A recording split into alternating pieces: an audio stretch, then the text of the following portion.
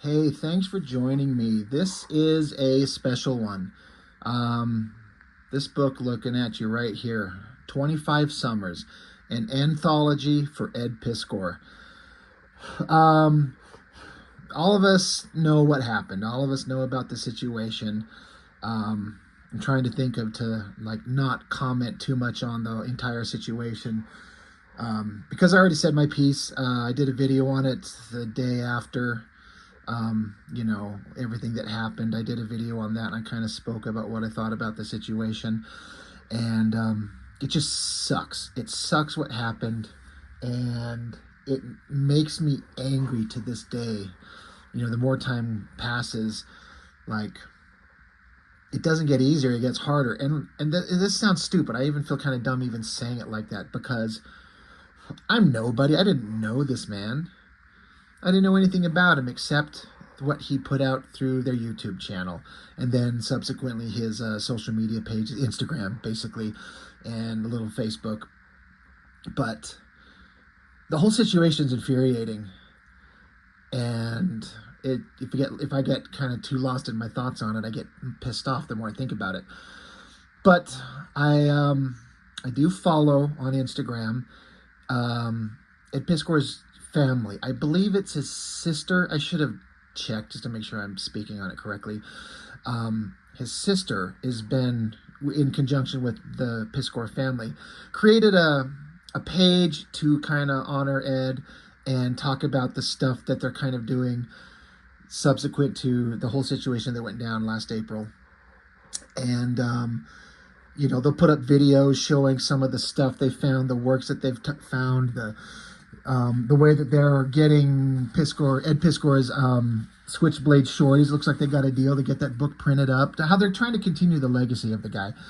And then just randomly, a week ago or something like that, they put up on the page that there's this anthology book that was put together as a tribute to the guy.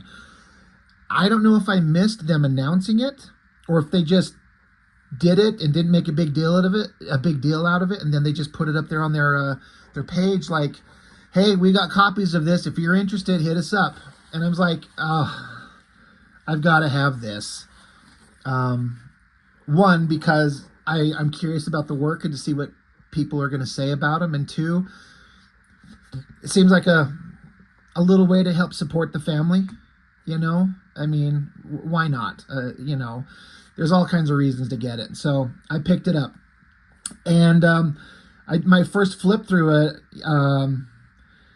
there's a lot of incredibly touching stuff in here, as to be expected. And it was really punching an emotional gut for me. I've had some kind of stuff going on in my life where I'm kind of having a little bit of emotional time with different things in my life and stuff with family and work and things like that. Like we all do. We've all got things that we all kind of struggle with. And, the idea of the passage of time has been weighing on me. I mean, like my older brother, who's only a year and a half ahead of me, he's coming up on turning 50 years old. I'm coming up on 48. Like getting old is weighing on my mind. My parents are in their early 70s. And, health things are cropping up, and you just start thinking about the impermanence of life and the passage of time, and kind of like the take advantage of every moment. It's a thing that I've heard all my entire life. Seize the moment, seize the day, now, seize now will never come again, kind of a thing. We all kind of understand that, but I kind of sometimes feel like you don't really recognize it until something terrible happens or you get older in life and you start realizing that there's fewer days ahead than they are behind, potentially. Anyway, so I've had some things I've been mulling through my head just personally, and then to get a book like this and have a lot of personal work shared by a bunch of people, it really hit me emotionally. I'm hoping I can get through this without getting emotional, and that sounds stupid, like, who cares what I think about anything? And again, I didn't know the guy outside of his channel, but Ed Piskor with Jim Rugg on their channel, they touched a bunch of people. And I think a lot of not just comic fans, but obviously comic fans and readers, but the people who make books and are creatives kind of inspired and pushed and made people get creative again, sometimes when they had stopped or sometimes if they were struggling. These guys inspired people. They legitimately made a difference. And it was meaningful. It did that to me. I'd listen to them while I'm drawing, and I learned a lot just listening to these guys, hearing what they talk about, the stuff that they'd share, their likes, their dislikes, their understanding of the history, and more creators that I've never heard of in my entire life. They would mention names I've never even heard of these guys, and I realized how much I don't know. Anyway, to move on to say, I got this, but then I was kind of worried, like, do I have any right to even show this book and talk about it? Like, who am I? That probably sounds stupid. I mean, they're putting it out there to get it out there for the world, for people to see. I've had the extreme pleasure of meeting a fella named Danny Bedrosian, and I'm sure he's watching this. Danny, hey brother. Danny Bedrosian, he hit me up on one of my, I think the comments on one of my own videos, and he definitely stopped in on some of my live streams and mentioned that he watches my stuff. And I'm like, oh, okay, cool. And, at the time, I didn't recognize his name. But then he explains to me, and I've come to find out, he's the keyboardist for the past 20 plus years for Parliament Funkadelic, the band with George Clinton. And he had an interview video with Ed Piskor and Brian Moss on the Kayfabe channel a while ago, and he sent me the link once, and I got to watch that, and I'm like, how did I miss this one? And so I got this awesome guy, Danny Bedrosian, professional keyboardist, amazing musician. Go follow him on his social media and see him play. And he told me a couple stories about playing and touring.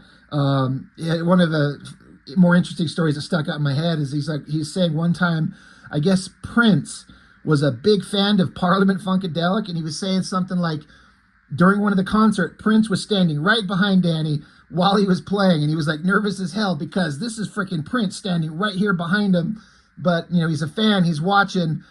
What a great story, and but Danny reached out to me and told me he's enjoyed my channel of all things. I'm like, how does that happen? I'm nobody. I'm just talking comics, but I'm just doing it for fun and talking and sharing. And he knew Ed Piskor. They had become homies and were talking and were friends. And so I hit up Danny when I got this book and I asked him, I'm like, is it in poor taste if I share this on my channel? Because the worst thing in the world for me would be to drift into bad taste by sharing this. And he told me he thinks I should. It would be a good idea. So I feel like I got a little validation. I don't know why I'm kind of nervous to share this book, in as much as I feel like I'm nobody. I don't know this guy, and what do I have to say about it? But, we want to share the work. The work is what's important, and people's kind of thoughts and feelings towards Ed Piskor. I think it's great. Little extras that they threw in here. This Ed Piskor Legacy, a little sticker. Right here on my drawing table, I've got some stickers around the outer perimeter of this thing that I stick on there. This is going right up there with it. And then there is this thing right here, just like a piece of artwork with Eddie on there. And then on the back, thank you, the Piskors. Somebody hand wrote from the Piskor family on this. They touched this. I don't know, it might sound silly to be like, oh, somebody hand wrote on this and sent it to me, but it's from the family, from them. That little personal touch. So, I don't know, this is really meaningful. I like it. So thank you to the Piskor family. And so lots of credits. Looks like a collection of art and pictures of Ed himself. I'm guessing, obviously, I don't know for sure, but I'm assuming this is all artwork from Ed. And there's a bunch of creatives. I have to be honest, because I'm out here in Utah in a little part of the town by myself. I don't know any of the wider comics creating community beyond the big names. If you watch my channel, you see all the stuff I cover. It's mostly big Marvel, DC, Image stuff. Most of these names I don't recognize, so I do apologize for my kind of lack of knowing these things. Brandon Graham is familiar, so I don't recognize most of these names, but that aside, the work and the stuff that people put into this was really touching. And so in here, from Rachel Moss, just kind of like a write-up of a situation. And, I won't bore you by, not bore you, God, sorry. No one wants to hear my voice too much, but that's all you get from me anyways, my voice. But it's a really touching kind of story. But the part that was the most important part that I think was really, that's about the title of the book. They're talking about how Brian Moss could film a few episodes. They were driving up to Pittsburgh to film a few episodes of Kayfabe with Ed. And while they're out and about, they're talking about, there's a situation here where it said that Ed had recently attended a friend's funeral, someone he had known in childhood who had died too soon. The way he mentioned that friend in passing, you could tell that it bothered him. Someone dying so young. As we careened around, he talked about all the comics he wanted to make. And then in quotations, this is Ed had said, "'Cause yeah, my homie died, and I got to thinking, like, I really need to grind because I only have 25 summers left. Like, how many pages is that?" For months after, anytime we closed our doors to work, we joked, only 25 summers, got to make the most of them. And that she kind of goes on to kind of explain more about that. But the whole idea of, like, how much time is really left? How much time do you know that you have left on this planet, in this existence, to do anything? So it's that kind of that mindset of seize the day, live in the moment. Now will never come again. And if you're an artist and you're a creative guy, if you've been sitting down thinking about the thing you want to do, and you've been doing that for years, for God's sakes, make a thing. Make your comic. Draw. Get it going. Get it done. That's how I live. I mean, I've drawn tons of pages. I'm working on my own stuff, for better or worse. I make my own thing. And but it just, that kind of resonated with me. It's like the passage of time. Things aren't going to last forever. There's only a finite amount of time. So, how Jim and Ed would say, make your comics. They say, read more comics, make more comics. Go make your stuff. Go get it done. Go work on it, because who knows how long you have. So I think that's great. I love it. And that's, the title of the book, 25 Summers. They say here, after we lost Ed, there was this incredible outpouring of art and expression from people all over the world, of course. And so they put together this book as a tribute to him, and I think it's great. Words and pictures. This one made me laugh out loud, because as soon as I saw it, before I even read the specifics of it, I knew exactly what they're talking about, and it's so freaking funny. There's that character in X-Men comics, the Starjammers. His name is spelled CH''OD. Now, I don't know how you ever were supposed to pronounce his name. I don't know how to read when the little apostrophe kind of thing in a name, if that's supposed to, how that separates sounds or syllables. As a kid, I thought it was Chod. I don't know, but Ed would always talk about, whenever they do different videos and that character would come up, and this is the dialogue, the exact words as they spoke it in the videos. He's like, "Hey, do you know what this guy's name is? Jimmy?" He's like, "No, Chode." And if you know what a chode is, I'll let you Google that and, regret that you did it. But they just would laugh about it several times. And so when I saw this, my name is Chode. Ed's Ode to Chode by Barry Jan Kelly. That is so funny. Like, what a great way to, remember some of the fun. It's so great. Great drawing. And then it's like, Jim Rugg's like, "Wait, what's his name again?" And then a picture of Eddie laughing. Like, it's never going to get old. I love that so much. I laughed out loud, like I said, as soon as I just saw that picture. I'm like, brilliant. So great. And I'll forever, now I'll know what to call him. And so there's just several different pieces of storytelling, artwork, where different creators are just talking about, just taking a moment to say what they wanted to say. This gentleman, Johnny Sachs, says, "My morning routine was always the same. Eat breakfast while watching the latest episode of Cartoonist Kayfabe." Then it shows a picture of him. And then the phrase that we all know, "Give them their marching orders, Jimmy. Read more comics." And then text box says, "Cartoonist Kayfabe was all about celebrating the craft, digging into the history and printing techniques, and dissecting the storytelling. It was a great podcast." 100%. Yeah. I got the chance to meet Ed at a Baltimore Comic-Con in 2023, told him how much I enjoyed his videos and, kind of goes on about all that. And then he says, there's a hole in the comics community now that Piskor's left us. I was extremely sad that it happened, and I wish that things had turned out differently. I hate that we'll never get to see more Red Room comics as well as Switchblade Shorties. Rest in peace, Ed. It looks like we'll get to see Switchblade Shorties, if I remember correctly. It looks like they're making a deal to get that book printed. So that's great. And then this was another interesting one. I'm not sure if this is artistic kind of exaggeration of what really happened, or I'm not sure. I'll basically break it down, but the artist drawing these really grotesque kind of like drawings in a good way. It's really expressive. We're CK Boys in Crass Gen Dreams. Obviously talking about like cross gen. But basically it's like this guy's yelling to get these works out, get these books done, but how they're under ridiculous time crunches, how they're pumping out books that are meaningless, pointless, nonsensical stuff, bad girl things with lots of T and lots of A, just soulless, mindless stuff under the hard deadline that just sucks the life of you out. And then you got Jimmy, Sojourn and Bra and Scion and all these things. And, he's being yelled at, get these things done, hurry up, get to work, letter these things, get these things finished up.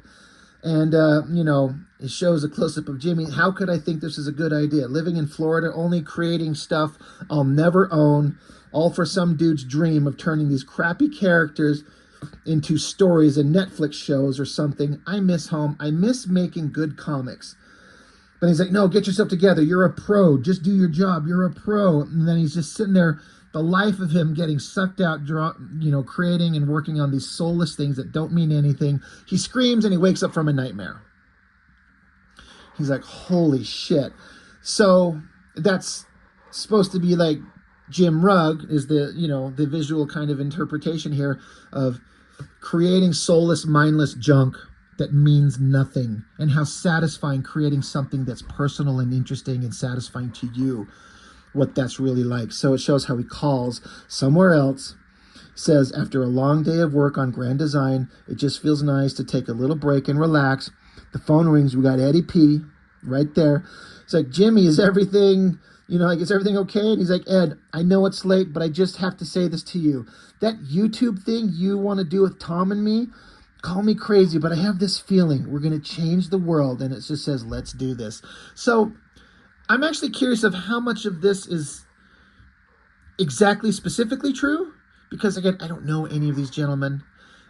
It makes sense where, you're a creative guy and you get a job in the comics field, but when it's making soulless shit where you're basically chained to a desk dying and you just want to make something that's meaningful and you want to make something that's where you have something to say and you're satisfied, even if it's not gigantically commercially successful, you still are happy in your heart and your soul with the works you produced. And, basically, as I understand it, the whole kayfabe channel on YouTube was Ed's idea, I believe. And, it's like Jim calling him up. He's like, we should do that. You've talked about it. Tom's on board. We want to do it. Let's make a thing. And you know what? They did. And it was like, it feels like it was life-changing. It eventually turned into this big thing that made all the difference in the world for all of them. So, again, I don't know how much of this is exactly specifically true. I feel like it probably is. If anybody knows, or if any of you creatives happen to see this, please, I would love to know. That'd be great to hear. Another, just as simple, like this shit makes me sad. I get emotional. Angel Ed just coming down says, don't forget to give them their marching orders, Jimmy. Just simple. That phrase that we heard over and over at the end of every video, he'd throw that out there, and now it's like gone. You'll never hear it again. Fresh. You can always rewatch, but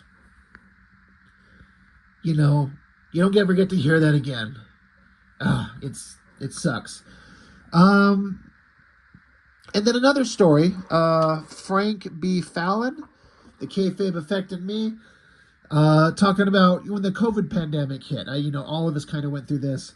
and you're locked away, maybe you're not getting to work at your job, so you need something to do. And a lot of people who are creatives started working on books. We all got time. We're all kind of locked down for long stretches of time.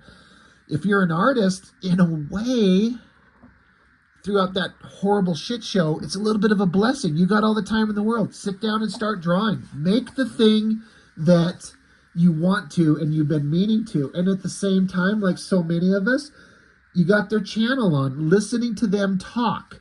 And every day you got a new video. And even if they were talking about stuff you didn't personally know about, this was my situation, occasionally they'd talk about, oh, here's X-Men, here's Spawn, here's Dragon, here's Youngblood, whatever. But often they talk about books and creators and things I've never even heard about. But even still, those were interesting because they're talking shop and the creative process, and it's meaningful, and you learn something from it. I loved it, and that's what they're talking about here.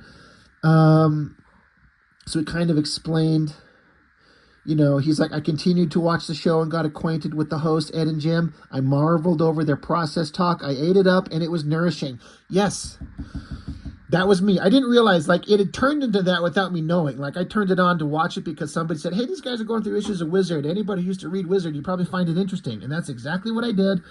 And what a great way to start. What a great hook. Let's just start talking about Wizard, and as we build our audience, we'll talk about shit we actually care about besides a stupid, crappy, bullshit magazine, Wizard.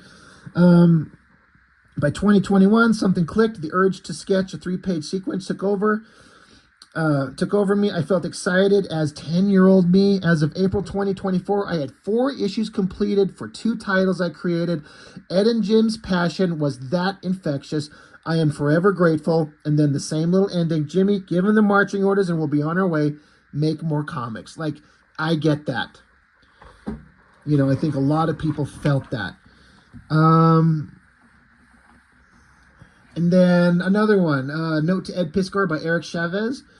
Says, I didn't know Ed, but I knew him. I know that sounds contradictory, but it's true.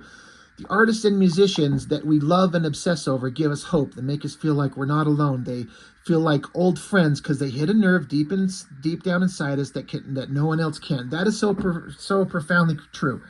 If you're a creative person, musician, artist, painter, sculptor, anything, writer, novelist, I feel like you can identify with that. People who create and make, you latch onto these other people that do it, especially the ones that are, you get to share in their work and their success. It touches something and it makes you inspired and keeps you going. Says, and hearing someone talk for hours and hours, day in and day out, you start to get a sense of who the person really is. I just want to say thank you, Ed, for the inspiration. Right. You never get to meet these guys, most of us, but you listen to them, you kind of get a sense of who they were and who they are. And you start thinking of them a little bit I like these guys. I feel like I could roll up to their table at a convention if I was lucky and say, hey, how you doing? Shake their hand, buy their works, and, feel like you've met someone you've kind of known. Thanks for the comics, for the kayfabe. If you only knew how much you meant to us. The bad days at work, love life problems, the family drama. There's always a new kayfabe episode waiting for us to get lost in. Keep us going. And we're going to keep going. For you, Ed. It says, goodbye, friend. And then you got this touching picture, little cartoony picture of Ed. It says, come on, boys and girls, don't let me down now. Sharpen those fucking pencils. I love that. That's touching. That's great. Ed Piskor's News Funnies. Fished Out of the Garbage by Paulette. I'm sorry if I butcher that name. I apologize. I believe that's his family. But basically, it's like these pictures that were in, say, a Pittsburgh trash rag, and you get a glimpse into his train of thought as, Eddie would, take these pictures and just throw something in it to just kind of entertain himself. She says here that made me feel as if I had one of those, a one-of-a-kind Mad Magazine parody from Ed's unique point of view. Now it's time to share it with you all. So just pictures of guys, and he's just, writing in funny dialogue, little additions in the background just to be funny, pictures on the wall, just a guy just being silly. When you're kind of lost in thought, maybe you're on the phone waiting for somebody to respond, And so you're just mindlessly doodling on things. How many times have all of us taken pictures of people and drawn funny faces on them just to be silly? Like, I think that's great. This one I really like. And I think this is the one that says, "Comics will break your heart." Brandon Graham, that's the name that I recognized. It says, "When I was in my 20s, Paul Pope offhandedly said to me, 'We're going to know each other when we're old.'" And the guy's like, "Oh, cool." It says, "Today, I feel old.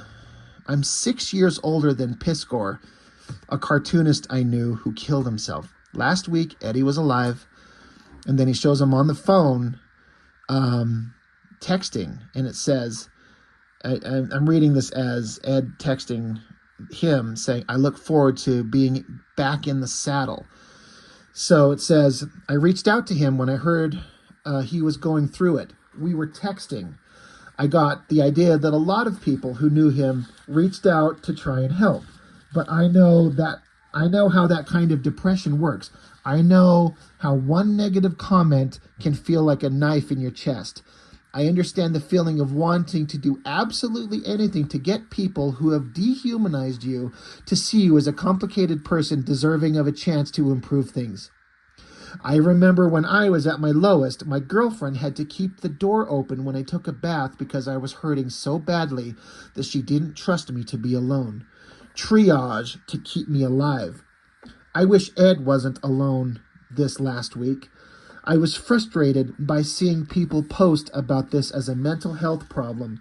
In his suicide note, Ed said, quote, "We're not built to have hundreds, maybe a few thousand people judging and or harassing us at once. A private, solitary mind can't take it. When I was in the same place, I felt insane. It was like having a physical injury worse than anything I'd experienced in life." He says, Ed asked, "How long did it take you to get back in the swing?" And so here's the cartoony representation of the author saying, "It's hard to tell someone to hold their breath for 5 or 6 years until you can get past the pain. We lost a man who was unequivocally devoted to spreading the good of comics, who was destroyed by his own comic book community." That whole thing hurts to read.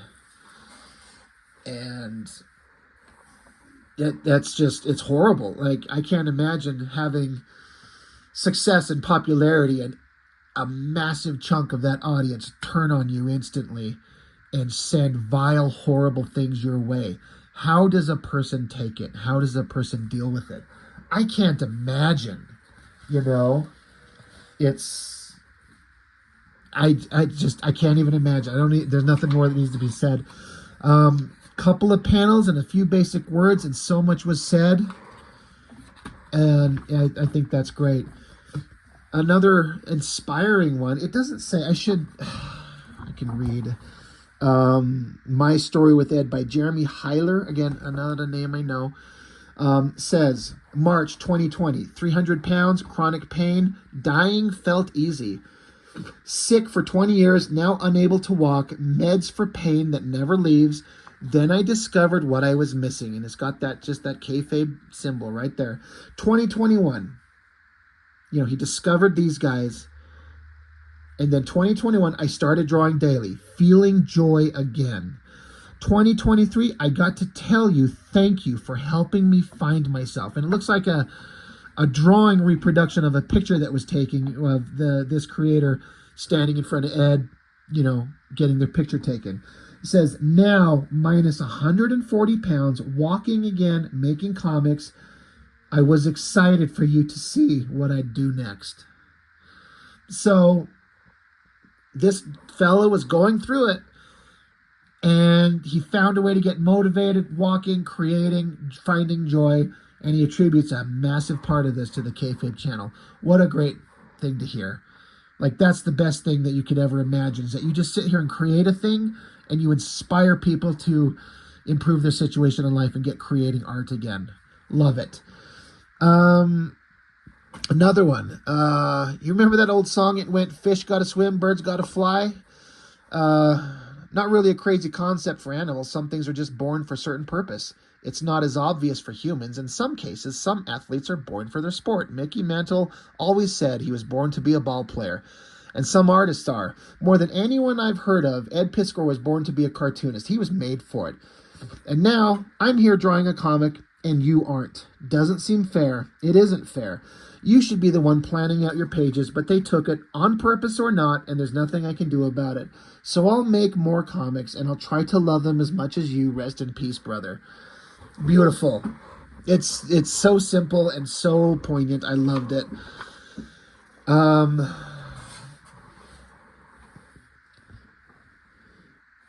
This one, I'm sorry, I'm trying to let's see, what is, trying to make sure I get the name of the creator right.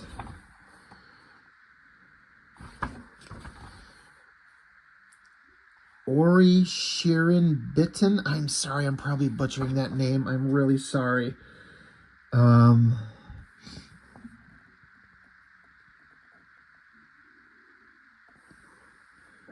Where the Doc meets the Vincent van Gogh and showed him the world. This is all to say, it's nothing like, I'm sorry, I'm having a trouble reading what that says. It's nothing like,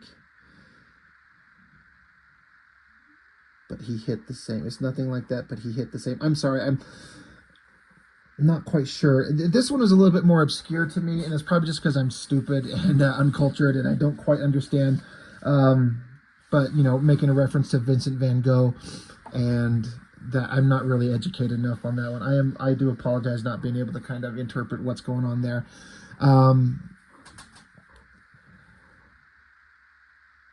But as with everyone else, there's meaning in that. Everyone's putting in their best efforts to say something.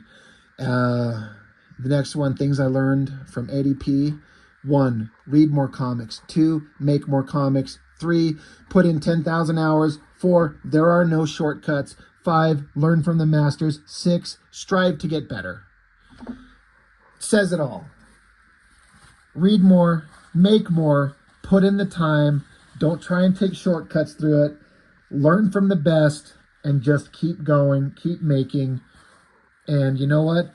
Like I've always said, and I just, this is not anything I come up with, but if you just keep going and you keep doing, you're going to get better. And so that was the end of most of the sequential kind of storytelling stuff. Now it gets into just some art, pinups, some amazing works. That looks just like him. It's such a perfect, exact portrait. I draw, and I try to do portraits, and getting the likenesses is really tricky. And so anybody that can do it really good, all the respect in the world. It's tricky. I love these pencil sketches in the background. There's a Liefeld Cable face and a Dick Tracy and some other characters. And I love that. That's really interesting. All the loves that he's, he had such an appreciation for so many varying types of artists and creators. Really neat. Another great simple drawing, kind of poppy and colorful. Make more comics, really great. Who drew that one? I wish.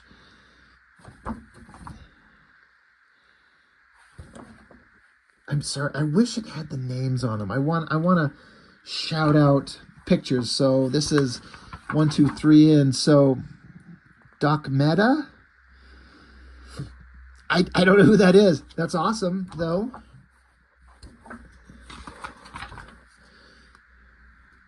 And again, I'm just going through this to make sure page 29, Brian Moss right there. Ed, you're a little early, but no worries. Come on in. Ugh, that hurts. Love the colors on that. I love it. It feels like, I got a picture of Eddie, almost like a marionette. Controlling, inspiring you to create works even from another existence. That's how I look at that at a glance and interpret it. Another great portrait, Alan Robinson. I'm sure I got that right. Yeah. Kayfabers, you have your marching orders. You have your marching orders. Read and make more comics. A tribute to Ed Piskor. Awesome. Just a bunch of awesome stuff. We all know the classic X-Men #1 issue. Ed, Jim, Tom's back there being Iceman. That's great. I love the little Eddie P. Switchblade Shorties kind of thing there. That's really cool. The cover. That's really awesome. Great, you know, it's cartoony and slightly exaggerated, but looks exactly like him. You can tell he's just sitting in that chair, looking over at Jimmy, having a conversation. Love the little, hot chocolate, the pencil, the micron pen, the eraser, you know, tools of creation. Giving them marching orders, Jimmy, right there. The eye. Really expressive stuff. Looks like kind of a tribute to Jim Ruggs. The homeless skateboarding girl. Oh my God, I fucking forget the names of these things, and I'm so stupid. Everyone knows what we're talking about with one of the characters from Ed's Red Room. Like this one. That's really cartoony and fun. Up in the clouds, reading his book, got his hip hop tunes playing. Badass. That's fun. Bunch of sketches of different characters. Like you got Cable and Japanese like mecha character there, a turtle. That's awesome stuff. Simple picture of like Ed in the sky. Piles of artwork around him. Love it. What a great, well-drawn, looks like pencil, if I had to guess. Soft lead pencil, maybe. Could be colored pencils. Looks perfect. Looks just like him. So good.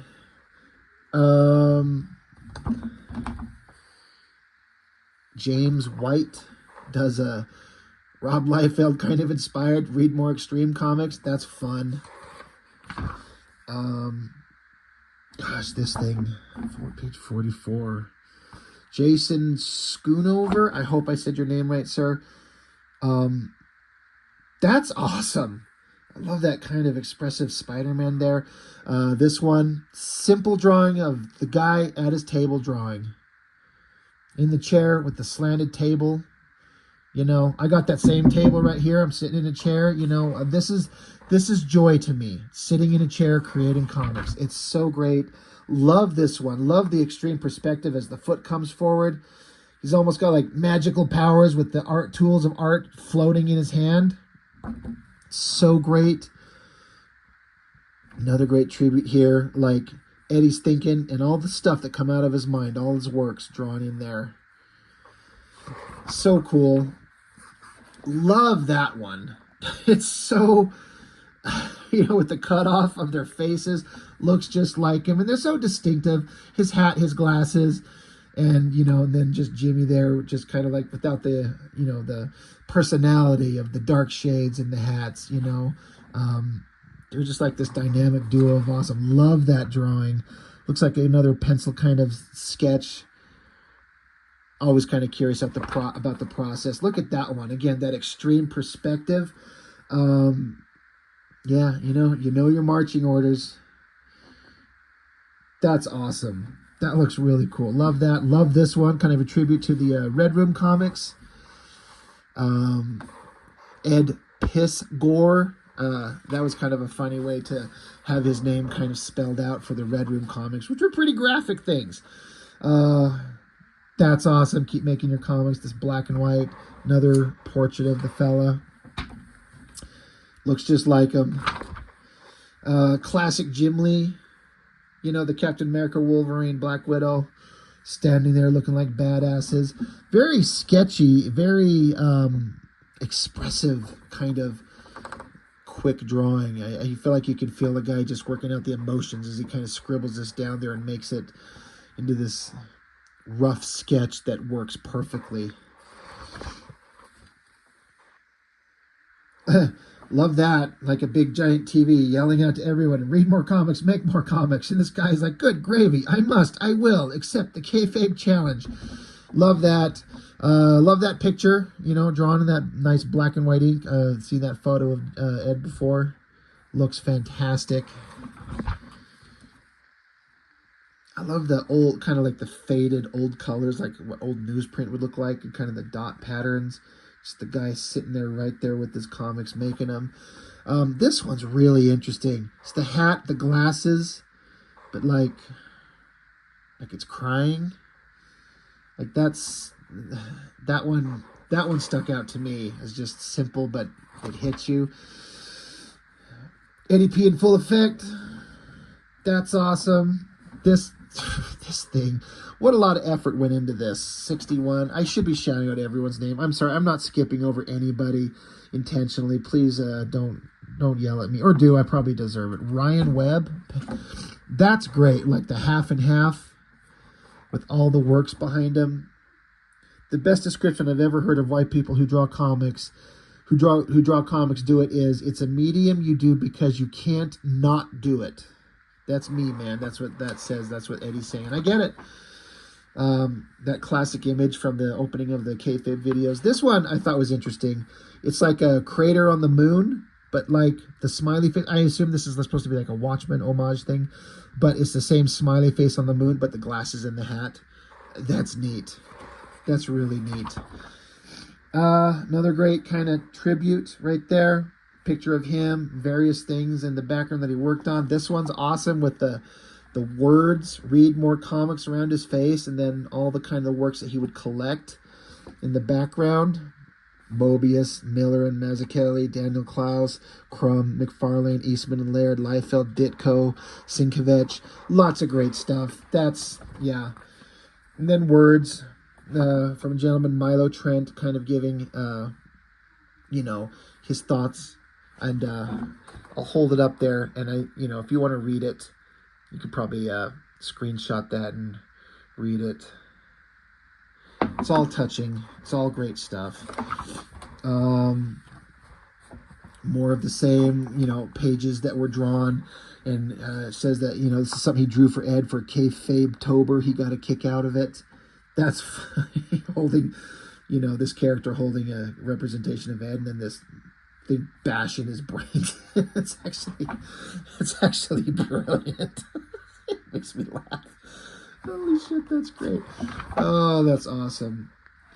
And so just more kind of, people writing their words, tributes to him. And I feel bad. This video's gone on way longer than I thought, but it goes on as long as it needs to. So everyone's just pouring their hearts out and saying what they feel, because this didn't need to happen, and he should still be here making books, whether you like his artwork or not. I mean, I'll be honest, his art specifically never grabbed me. I collected a bunch of issues of Red Room. I've seen a lot of the pages of the X-Men Grand Design. I was really, really tempted to pick up a Hip Hop Family Tree, but I just kind of couldn't afford it. I was looking at the big collected edition. His art itself, the actual physical drawings, are not something that specifically jump out at me as something that I like based on my own personal taste. But what I do like is I just like the man. I like the guy and what you got to know from him as much as you can through a channel, and it's all kind of filtered through.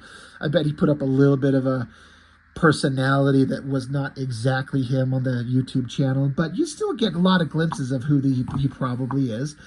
And I liked him, and I liked his dedication. I liked his understanding of the craft that made me feel like not only did I didn't know what I didn't know, but I didn't know how much I didn't know based on just listening to him talk.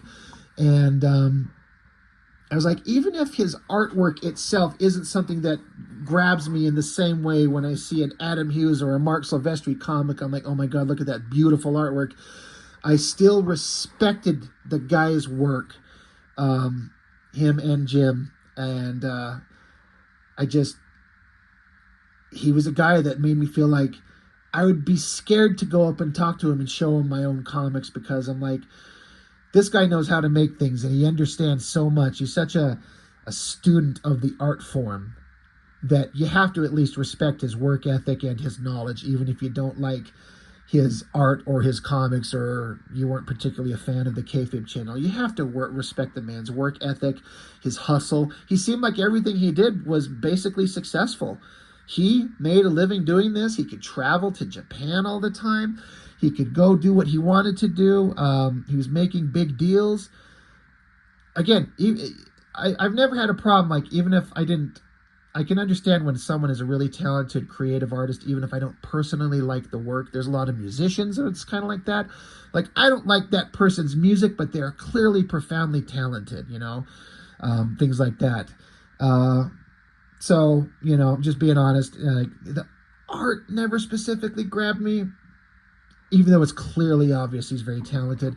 But the man himself, I liked a lot for as much as I can. So anyway, now that I'm done with this, at the back of it, 45 minutes into it, I'm kind of nervous to upload this and have any of these people who are part of this book look at it. And, I hope you don't feel like if I skipped over anything, or if I didn't understand something, or I didn't get it right.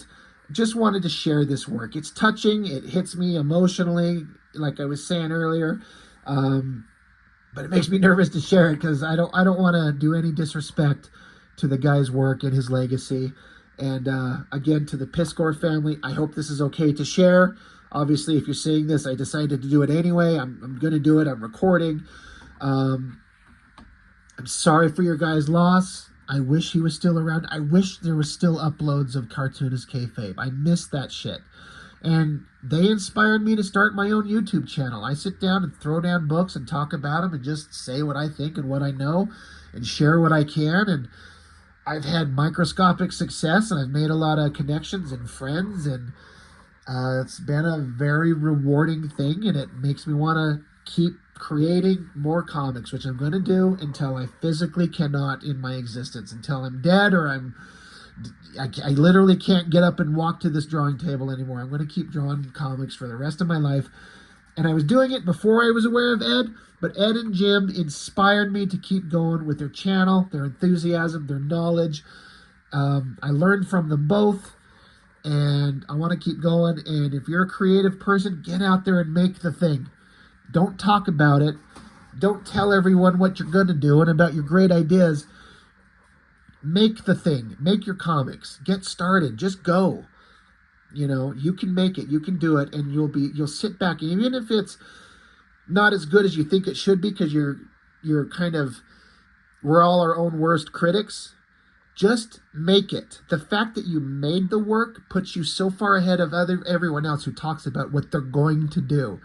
And then just keep going, and you'll get better and better, and eventually you have a pile of work. I bet you'll look back on it and go, I'm proud of what I did. You can see the flaws in it, and you're going to make the next one better. And that's kind of stuff that I learned from these guys. Anyway, I guess I'm just kind of rambling here. So thank you to the Piskor family for making this and letting me have a copy of it. I hope this video, is received well. Eddie seemed like a great guy, and it sucks beyond anything else. He should still be here. I've never met him, and I miss him. So, anyway, thank you for watching. I really, really appreciate it. Everyone, you know the marching orders. Go make your comics.